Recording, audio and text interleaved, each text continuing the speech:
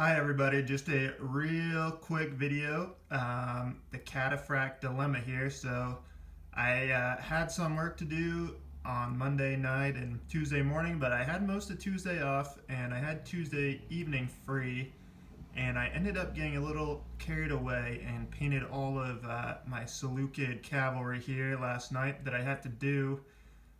So I'm gonna have to add more stuff to the holiday painting challenge here because I ended up getting it done a lot quicker than I anticipated, and I just managed to find the time to do it. There are benefits and drawbacks from working at home. Right now, I work from home half the week and then go to work the other half of the week when I'm at home. Got to say, my work productivity is low, and I spend a lot of time painting, and then I end up having to stay up all night to get my work done and stuff, which, I guess it kind of suits me because I'm a night owl. I can't really focus on work at home during the daytime. But, yeah, I got all these guys done. And here's my dilemma is cataphracts are supposed to be like a pike phalanx on horseback. They're slow. They've got the long spears. They're in a dense formation. And I'm wondering now if I should combine all my cataphracts into one unit. So I'm going to put some pictures up of some more Seleucid cavalry I painted over the summer, and I'm going to be doing some combining because I didn't realize I had these figures. I found them in my Hellenistic and my Macedonian pile right at the bottom under some other stuff, and I had totally forgotten I had these extra blisters. So yeah, I'm thinking I might end up doing some combining. So I've got these five cataphracts here, and then I also did two of these. They're kind of like half cataphracts. They're not fully armored. Their legs aren't armored, but they've got the arm armor. They've got the barded horses. And then I did this guy who's going to be my Seleucid general. The face didn't turn out quite so great on him, but some of the Aventine faces are a little difficult to paint. These guys, the faces I think turned out all right, and of course, like most of them, is their helmets. But yeah, so put these pictures up and talk a little bit more, but if anyone has any comments, let me know what you think. I mean, this is like a perfectly acceptable unit for the rules I use, but I feel like it doesn't quite convey the kind of depth, the massed ranks of the cataphracts. These are like a dense sledgehammer unit. They would have charged in. They didn't charge in fast, and that's why eventually, hundreds of years later, knights will kind of replace them because the cataphracts were all about maintaining ranks and being in like a dense formation. And as a result of being in that dense formation, maintaining the formation and the cohesiveness was the main goal. So they were not, they didn't charge in very fast, and knights charged in a lot faster and just had more of that kind of shock value and didn't worry so much about maintaining that really cohesive formation. So here are the ones I painted over the summer. And as you can see, the guy in the middle is not one of the Cataphract exclusive models. So I was thinking of taking these guys off their base and then mixing them with the other unit to just create a 9-man unit that's going to be way more dense and just have that more the look I'm going for. The trouble is, of course, is the really long spears are hard to deal with. So those guys actually come in separate bodies, and they're in a correct position for the use of the Kantos. I've seen some different illustrations, but there were two methods of wielding that two-handed lance, either across the body or parallel on the side of the horse's body.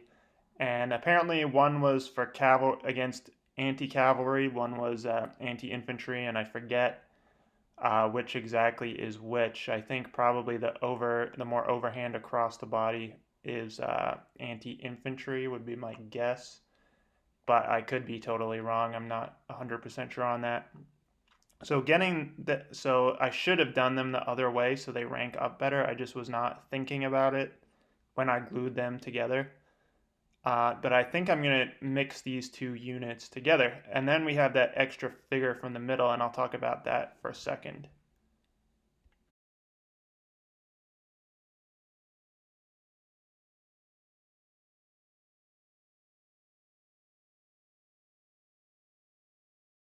So this is a unit of half kind of cataphract cavalry, sort of heavy successor cavalry, and I'm thinking I'm gonna make another stand of these guys. I was kind of trying something experimental with this, wedge effect basing, and it's kind of unwieldy. I don't think I'm gonna do it again for the next unit. I've kind of moved on to a flatter wedge on kind of a more standard rectangular base rather than this deep wedge. Although I do like the look, I'm just not going to keep doing that.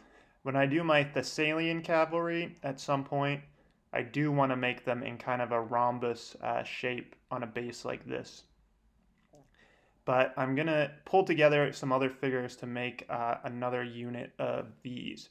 And I'll show you, so I'm going to use that one figure from that other cataphract base who is more like these. And then I'm going to pull these figures off of a command stand as well.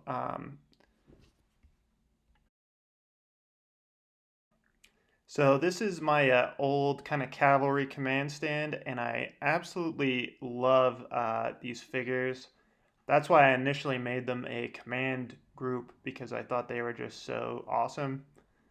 But I think I'm going to rebase these and make them part of that other unit to kind of form a new, to be the, bulk up the numbers. So this will end up being a 6-man unit with all the figures all told. The two I just painted, one from that other cataphract base, and then these three. And then to replace this command base, I'm going to do the purple guy who was kind of hanging out in the background of the first video. And yeah, he's supposed to be like, oh my god, what's his name? Antiochus the Great, I think, who was at Magnesia. And all this cavalry, I mean, I love the Seleucids. There's tons of interesting campaigns you could do with them.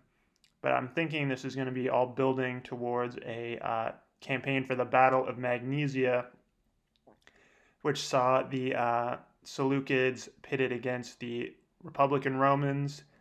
And the Seleucids came very close to actually winning that battle. And it was actually the Cataphract heavy cavalry on one wing of the army broke through a Roman legion, but then ended up getting carried away, pursued to the Roman camp, which was heavily fortified, and was preoccupied with attacking the camp. And meanwhile, on the other side of the battle, the Seleucid scythe chariots disordered their own troops, and actually the Greek allies from the city of Pergamon, who are also Hellenistic Greeks, their lancers charged through and destroyed the Seleucid cavalry on that wing. And that left basically the phalanx exposed. And I don't think the Romans, and the phalanx tried to withdraw with the war elephants, but I think the Romans just pelted them with javelins. They didn't even bother, I think, trying to close in and fight with the pikemen, but they just shot them all down with missile weapons mainly. So, yeah, I think Magnesia, that's one of those successor battles where it really could have gone both ways. The successors really did have a chance of winning that one.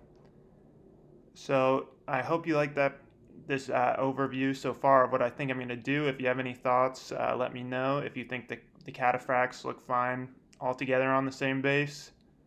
I mean, if you think the two units of cataphracts look okay, I mean, they don't look bad, but I think they would look better, more cataphracty, kind of massed together in a kind of deeper looking formation. So for Magnesia, what I really need to add, I think, I mean, I don't know if I'm going to do all the troops that were there. There were lots of light cavalry, there were Gallic cavalry. You know, I probably should do the Gallic cavalry for my Gallic army anyways. I just have chariots. Um, but thanks for listening to me ramble here about what I'm going to do. I think this army is going to look awesome when it's all put together. 3 war elephants, tons of cavalry, tons of exotic troop types, hopefully. So have a happy Thanksgiving. Hope you enjoy your turkey day. It's a pretty frosty one over here. I'm driving down to see my folks this evening, and yeah, hope you guys are doing okay.